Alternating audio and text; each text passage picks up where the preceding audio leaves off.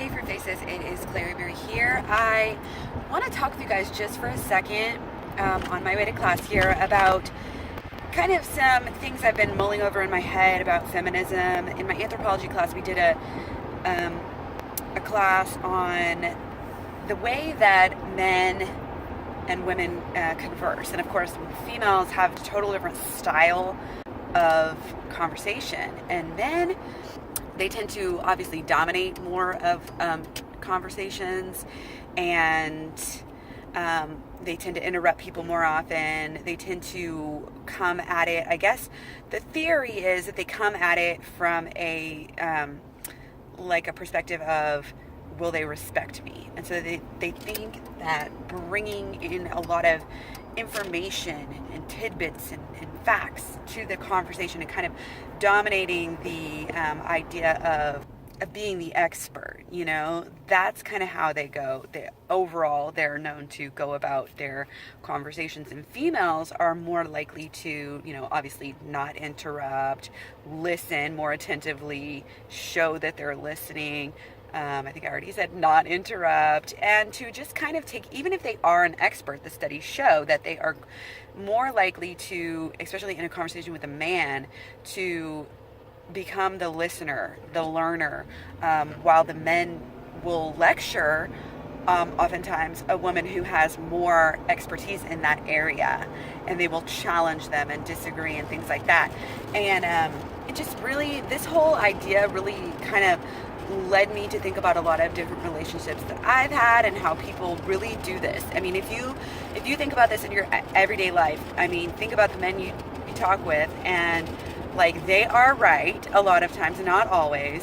Some men, of course, are exception to the rule, and that's not obviously what this video is about. This is just like general habits. You could call it stereotypes, but it's pretty much, I mean, it's not like a proven thing, but it's definitely widely recognized in a lot of people. So, I think that as men, are coming in, especially into this age of where feminism is just coming out more and more, I think that even well-intentioned men who would even possibly agree with feminism, or, men that think that they're, new age and have new ideas and aren't misogynists and sexist and everything like that, I think that they still need to check themselves. And I think everybody always needs to constantly check themselves in a way, maybe not constantly, but every so often at least, in many different ways. I think it's really important. It's just awareness, it's consciousness. It's becoming a better citizen of the world, but it's specifically in men's relation to women, because when men are talking with men, yes, they do these things, but then men will do them back, and it's just kind of this egotistical power play of who can give the most information, who can act like, they're dominant, who can dominate and run and control the topic of conversation and everything like that. And I think that, I think it's valuable to come away from that as a whole and sort of let go of that egotistical idea that you need to always be proving something, you need to always be earning this respect. And I don't think they need to become like women, because women are thought to, oh, there's a funeral procession going through. Don't go, dumbass. Sorry. What was I saying? I don't think that men need to be like women and necessarily come at everything from this supposed womanly ideal of, we want people to like us. I don't really agree with that part of the theory, but I definitely think that, letting go of some of that, oh, I have to always be giving information, I always have to be teaching, I always have to be the top dog, the right one, the alpha male, yada, yada, yada. Obviously that is good in itself, but especially when dealing with women, and women, can sort of come at this from the other angle and be more like men, especially in professional types of situations. They should be more likely to go ahead and, jump in the conversation, to direct the conversation where they want it to go, and things like this. But I just think that men need to be really careful about how they're treating women, and make sure that, especially, if they believe that women should be treated equally, to, make sure that they are doing that. And I think a lot of people off the top of their head just might say, oh, well, I tease and banter with, women and men equally. And I just want you to look very closely, because I had this situation over this past winter where one of the basketball dads was just getting really, he's always been like, I've kind of known him. I used to coach his kid and random stuff, I just see him around. We've known each other, for a few years now, just as acquaintances. But he's a very like joking sort of person, very, very banterish, very teasing type of person. And he's always trying to like flirt with me. And I've had issues with this since I was a young kid, because when I was younger, I was bullied by a child who was in my grade. He would like push me down. One time I think he jabbed like a pencil into my leg, and every time when I would go to the nurse, they would just be like, oh, well, he likes you, So that's what I had to deal with growing up. That's how I was enculturated, whatever, socialized. And it's taken me, a lot, I think, as most women are going through and still have to deal with this, to reclaim their space, reclaim their right to not be messed with. And, you guys have probably all read or heard of the little meme going around where, or it's an article, I don't know what it is, but the mom comes home and gets a call from the principal about, her daughter has had her bra strap snapped, and they're trying, and she hits the boy who does it, and then she's about to get in trouble, and the mom is just like, oh, F you guys, I will sue, I will notify everybody about the sexual harassment. Why is it okay for him to repeatedly snap my daughter's bra, yada, yada, yada. And I think that, if you haven't heard that or read that, look it up. Even though I just gave you the synopsis of it, it's very important for us to become a little bit knowledgeable and just have this in our minds, because I don't think that this man necessarily is like a woman hater, although, I don't really know him. And he was respectful enough to a point, but he also didn't have respect for my space. He didn't have respect for my time. I would be studying and he would always try to interrupt me. He would just do random things like, kick my feet as I was sitting there, and like, he got to the point where every time I saw him, I would be wearing a braid like this, because it's just so easy for me to, not have my hair tangled in the day when I'm running around and, going on walks or skates or runs with my dog. So I wear this hairstyle a lot, especially through the week. And so every single time he would see me, I would be wearing this hairstyle, or just down in the back, and he got into the habit of tugging my braid. And so at first, I really didn't even think anything of it.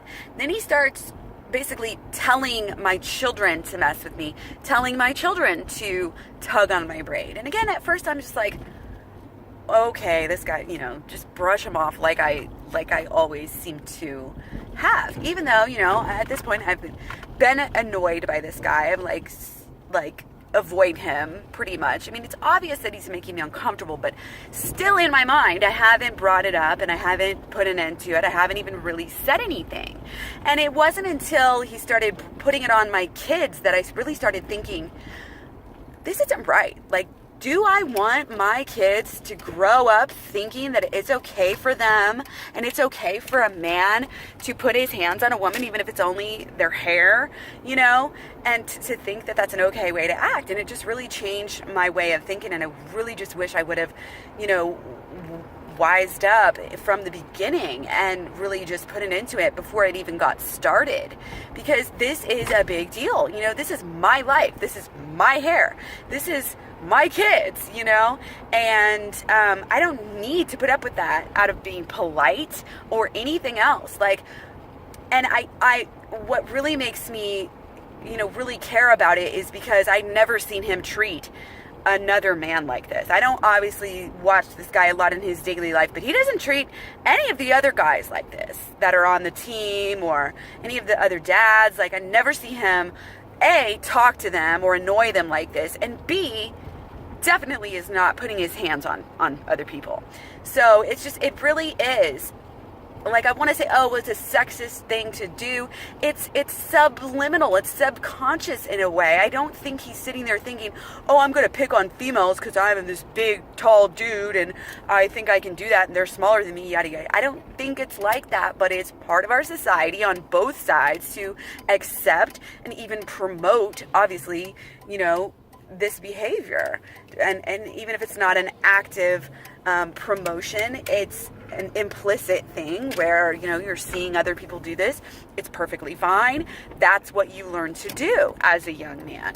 So again, my advice to men would be to check yourself and make sure you're not doing this. Make sure that you're not treating women in a way that is different than you would treat a man. I mean, there's also lots of different articles going around about how there's just this subtle sexism, you know, like through emails. There was an article about emails. If you know, this lady was sending emails, and actually the guy was sending emails, but he thought it was like a group email thing, and he didn't realize it, but the sign-off name at the bottom was the name of a different person. It was the name of a woman, and he didn't realize that, and what made him realize that was that he was getting really kind of negative and nasty responses from this other coworker, and he wondered why. And then he finally realized that he had that name, the woman's name, at the bottom of his emails, and so he changed it. Or he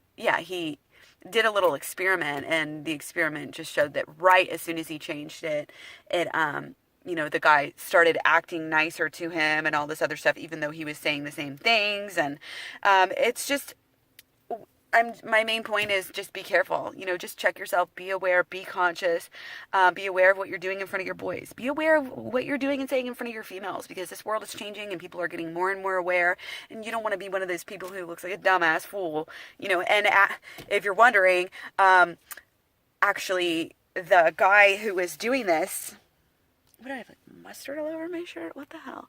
The guy who was doing this, I ended up starting to say something to him. I was like, stop, you know, I had to say something to him a few times.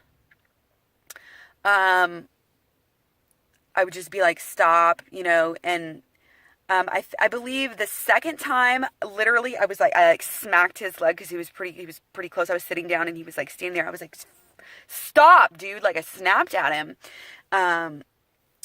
You know, because I already had all that built up. And then he did it again.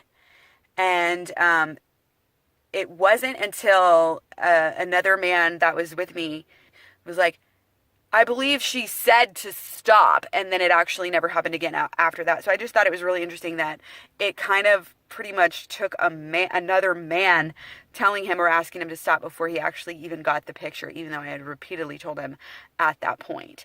So it's like, even though I had gotten a voice and decided to stand up for myself, he still didn't get the picture. And that's really sad. It's just really disgusting when you think about it. But so yeah, I think you guys get the point. I've got to go off to class, so I will check you guys on the flip side. Don't forget to eat your fruit. Bye.